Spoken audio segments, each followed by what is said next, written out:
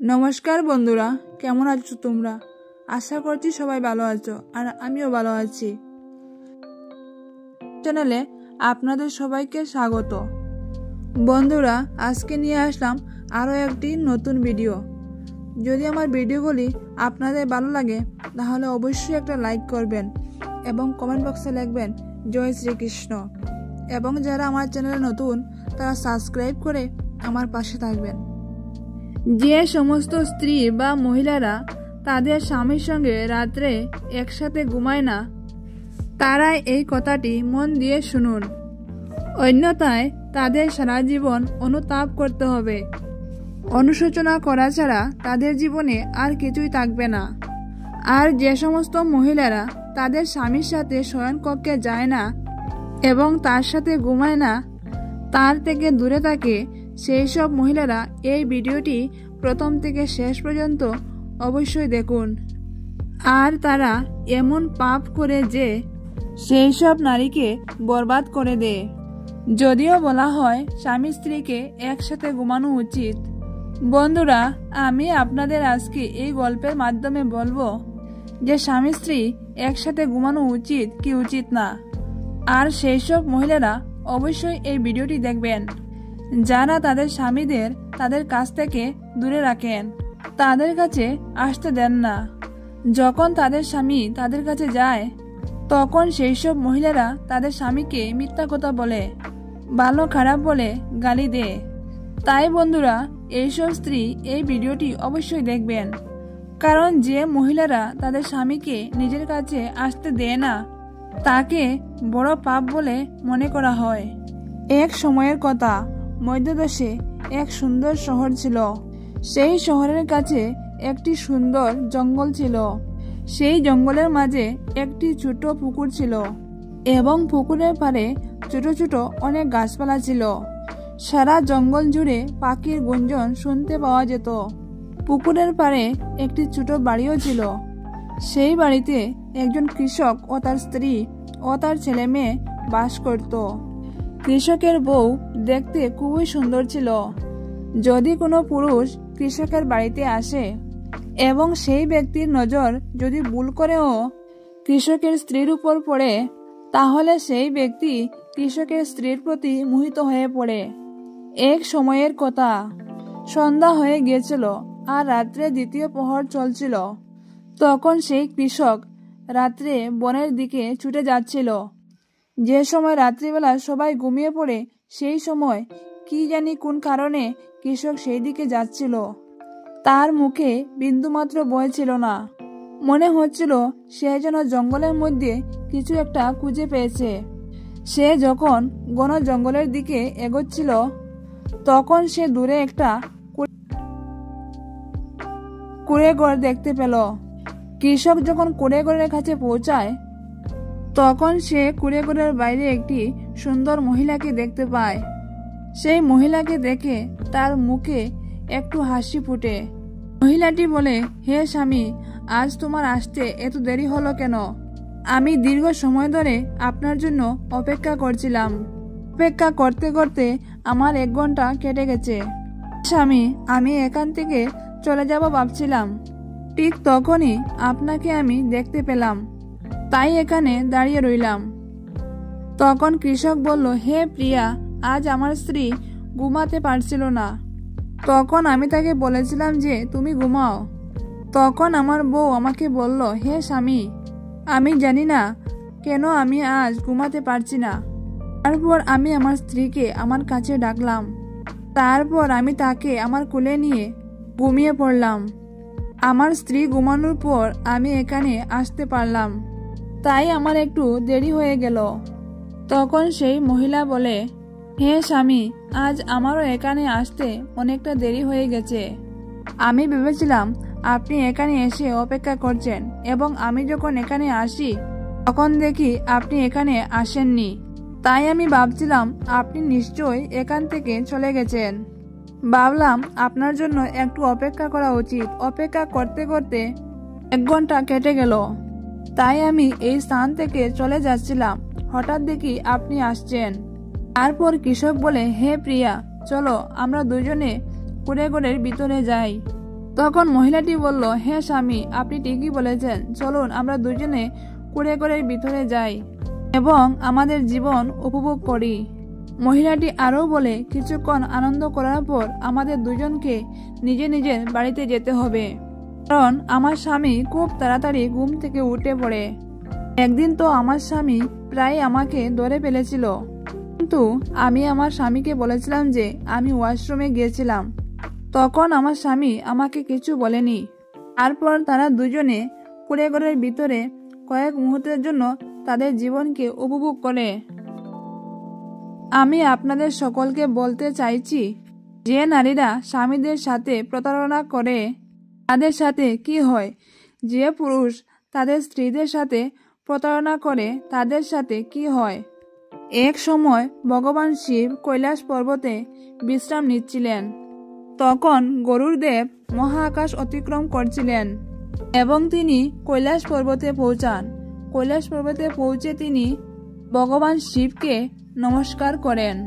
তিনি ভগবান শিবকে বলেন, হে ভগবান, আজ যখন আমি পৃথিবীলোক ভ্রমণ করছিলাম তখন দেখলাম একজন মহিলা তার স্বামীর সাথে রাত কাটানোর পর তিনি বনে একটা কুঁড়েঘরের মধ্যে অন্য পুরুষের সাথে আনন্দ উপভোগ করার জন্য অপেক্ষা করছেন। আর অন্যদিকে একজন কৃষক তার স্ত্রী সন্তানদের প্রতারণা করে রাতের অন্ধকারে সেই জঙ্গলে কুঁড়েঘরে মহিলার সাথে আনন্দ উপভোগ করার জন্য আসছেন। মহিলার সাথে দেখা করার পর তারা দুজনেই একে অপরের সাথে শারীরিক সম্পর্ক করে। এর পরের ঘটনা আমি জানি না। আমি ভাবছিলাম এই মহিলা এমন জঘন্য কাজ করছে তার স্বামীর সাথে প্রতারণা করে, এবং সেই কৃষকটিও ঠিক তেমনই কাজ করছে তার স্ত্রীর সাথে। এইসব দেখে আমার মনে কিছু প্রশ্ন এলো এবং আমি সেই প্রশ্নগুলির উত্তর পাইনি, তাই আমি আপনার কাছে এসেছি। তখন ভগবান শিব বলেন, হে গরুড়দেব, আপনি তো জানেন যে এটা কলিযুগ চলছে। কলিযুগে এটি কোনো বড় বিষয় নয়। আপনার মনে যা প্রশ্ন আছে আমাকে বলুন। তখন গরুড়দেব বললেন, হে ভগবান, আমার প্রথম প্রশ্ন হলো, যে নারী তার স্বামীকে তার কাছে শুতে দেয় না তার সঙ্গে কি হয়, আর কোন ধরনের পাপ লাগে? হে প্রভু, আপনি আমাকে এই প্রশ্নের উত্তর দিন। তখন ভগবান শিব বলেন, হে গরুড়দেব, আপনি আপনার দ্বিতীয় প্রশ্ন বলুন। আমি আপনার সমস্ত প্রশ্নের উত্তর একসঙ্গে দেব।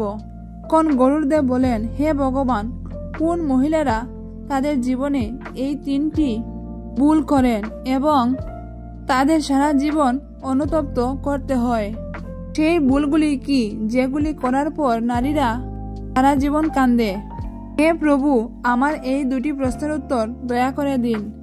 তখন ভগবান শিব বলেন, হে গরুড়দেব, আপনি সমস্ত মানবজাতির কল্যাণের জন্য খুবই গুরুত্বপূর্ণ দুটি প্রশ্ন করেছেন। আজকের যুগে আপনিও জানেন যে মহিলারা নিজেদের স্বামীকে ছেড়ে অন্য পুরুষের প্রতি আকৃষ্ট হয়, আর অন্যদিকে সেই সব নারীর স্বামীরাও তাদের স্ত্রীকে ত্যাগ করে অন্য নারীর প্রতি আকৃষ্ট হয়। আর এটাই কলিযুগ। এটা কোনো বড় ব্যাপার নয়। কিন্তু গুরুদেব, আজ আমি আপনাকে একটি গল্পের মাধ্যমে যে স্ত্রী তার স্বামীর সাথে শুতে যায় না তার কোন ধরনের পাপ লাগে। ভগবান শিব বললেন যে এক সময়ে এক নগরীতে এক ধনী ব্যবসায়ী থাকতেন, যিনি খুব সাধারণ জীবনযাপন করতেন। তার একটি পুত্র সন্তান ছিল, তার নাম ছিল বিক্রমাদিত্য। ব্যবসায়ী অনেক ধনী ছিলেন, তিনি প্রচুর অর্থের অধিকারী ছিলেন, কারণ ব্যবসায়ী তার ব্যবসায় খুব পরিশ্রম করতেন। এই পরিশ্রমের ফলে সেই ব্যবসায়ী অনেক টাকা জমিয়েছিলেন। ওই ব্যবসায়ী কৃষকদের কাছ থেকে কম দামে সবজি কিনে সেগুলো আবার অন্য উচ্চপদস্থ ব্যবসায়ীদের কাছে বেশি দামে বিক্রি করতেন। ব্যবসায়ীর একজন স্ত্রী ছিল যে দেখতে খুবই সুন্দর ছিল। ব্যবসায়ী যত টাকা উপার্জন করত সে তার স্ত্রীকে দিয়ে দিত। সে তার ছেলেকে খুবই ভালোবাসত এবং ব্যবসায়ী তার ছেলেকে অনেক স্বাধীনতা দিয়েছিল। সে যা করতে চাইতো তাই তাকে করতে দিতেন। ব্যবসায়ী তার ছেলেকে এতটাই স্বাধীনতা দিয়েছিলেন যে সে ভুল পথে চলতে শুরু করে। বলা হয়, খুব বেশি স্বাধীনতা দিলে মানুষ নষ্ট হয়ে যায়। ব্যবসায়ীর পুত্র অর্থাৎ বিক্রমাদিত্য জুয়া খেলতে শুরু করে এবং তার বাবার টাকা উড়াতে শুরু করে। সে তার মায়ের কাছে মিথ্যা কথা বলে টাকা হাতিয়ে নিত এবং জুয়াতে হেরে যেত। তাছাড়া এত অল্প বয়সে সে তার লালসা চরিতার্থ করার জন্য পতিতা মহিলাদের কাছে যেতে শুরু করে এবং একদিন ব্যবসায়ী খবর পায় যে তার পুত্র তৃষ্ণা মেটাতে পতিতা মহিলাদের কাছে যায়। সেই ব্যবসায়ী মনে মনে ভাবে যে তার খরচ অনেকটা বেড়ে গেছে, এখন তার সমাধান বের করতে হবে। ব্যবসায়ী ভাবলেন, এখন আমার ছেলেকে বিয়ে দিয়ে দেওয়া উচিত, কারণ ছেলে যখন বিয়ে করবে তখন তার স্ত্রী ঘরে থাকবে আর সে এই সমস্ত কাজগুলি ভুলে যাবে। ব্যবসায়ী এই সমস্ত ভেবে সে একজন ধনী শেঠের মেয়ের সাথে তার ছেলের বিয়ে দিয়ে দেয়। বিক্রমাদিত্যের বউয়ের নাম ছিল মোহিনী। মোহিনী সুন্দরী হওয়ার পাশাপাশি তিনি খুব ভালো এবং গুণী এবং ভালো মনের মহিলা ছিলেন।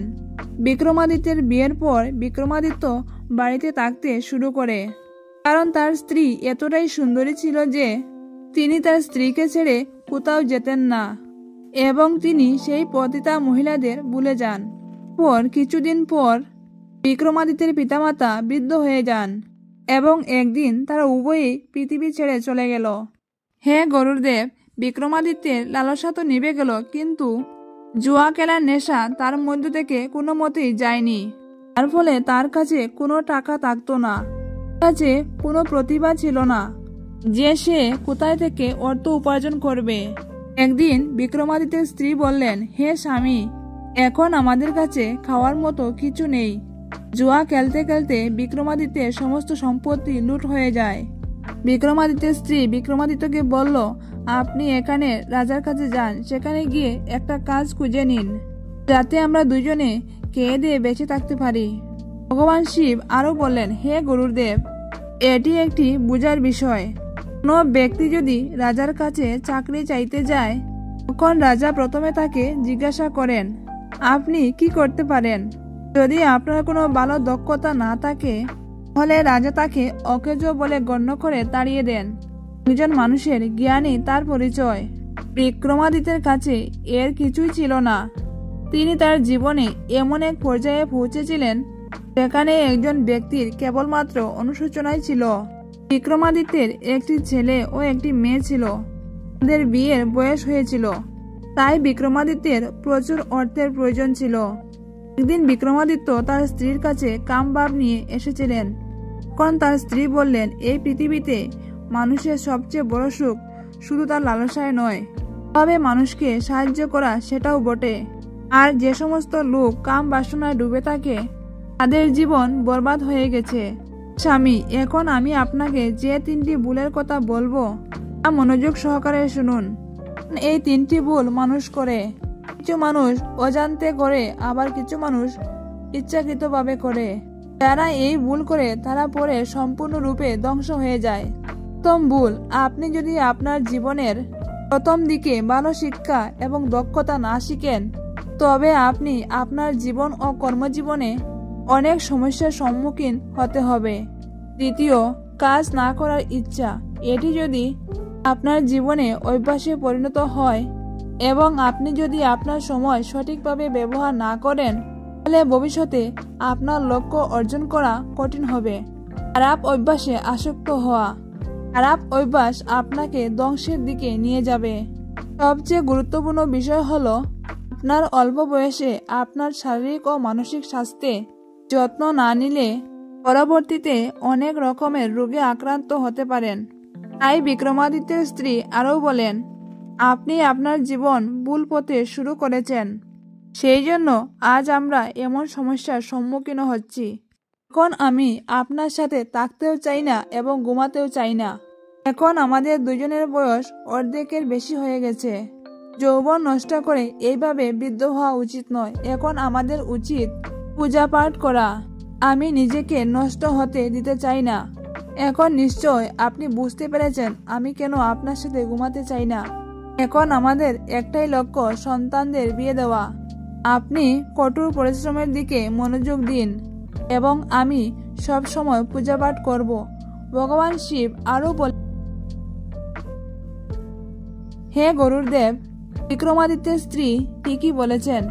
এরপর মোহিনী একটি বৃদ্ধ মহিলাকে পেয়ে যান। সেই বৃদ্ধ মহিলা তার ধন সম্পদ এবং সমস্ত সম্পত্তি বিক্রমাদিত্যের স্ত্রীকে দিয়ে দেন। এরপর মোহিনী সব সময় পূজা পাঠ করতে থাকে। তারপর কিছুদিন পর মোহিনীর সাথে এক বৃদ্ধ মহিলার দেখা হয়। সেই বৃদ্ধ মহিলা তার সমস্ত ধন সম্পত্তি মোহিনীকে দিয়ে দেয় এবং সেই বৃদ্ধ মহিলা বিক্রমাদিত্যের বাড়িতে থাকতে শুরু করেন। তিনি বলেন, আমার দেখার মতো কেউ নেই, আপনি শুধু আমার যত্ন নেবেন। আমি দিনে দুবেলা খাবার খাই, এটাই আমার জন্য যথেষ্ট। তারপর বৃদ্ধ মহিলা বিক্রমাদিত্যের বাড়িতে থাকতে শুরু করেন। বিক্রমাদিত্য সেই সম্পত্তি নিয়ে তার 2 ছেলে মেয়েকে বিবাহ দিয়ে দেয় এবং তার পুরো পরিবার সুখে থাকতে শুরু করে। গরুড়দেব, বৃদ্ধ মহিলার টাকায় বিক্রমাদিত্যের সংসার ভালো হয়ে গেল এবং তার ঘরে ধন সম্পদ চলে এলো। কিন্তু বিক্রমাদিত্য ভুল পথে চলে গেলেন, কারণ তার স্ত্রী তার সাথে ঘুমাতে রাজি হননি। শিব আরো বলেন, হে গরুড়দেব, এই জন্যই বিক্রমাদিত্য ভুল পথে চলে গিয়েছিলেন। রাস্তাটি বিক্রমাদিত্যের জন্য খুবই খারাপ ছিল। এটি আপনি দেখে এসেছেন, কেননা যে স্ত্রী একদমই তার স্বামীর সাথে ঘুমানো ছেড়ে দেয়, সঙ্গে কাম ক্রিয়া করতে রাজি হয় না, সেই সব স্বামী ভুল রাস্তায় যেতে বাধ্য হয়। এবার আমি আপনাকে বলবো মহিলাদের সেই 3টি কথা, এটি মহিলাদের কখনো করা উচিত নয়। মহিলাদের তার স্বামীর সাথে ঘুমানো, বিশ্রাম করা বন্ধ করা একদমই উচিত নয়। আর যেসব মহিলারা তার স্বামীর সঙ্গে ঘুমাতে রাজি হয় না, সেই সব স্বামী দ্বিতীয় মহিলার খুঁজে ভুল রাস্তায় চলে যায়। নাম্বার 2, স্ত্রী স্বামীর সঙ্গে কাম ক্রিয়া বন্ধ করা উচিত নয়।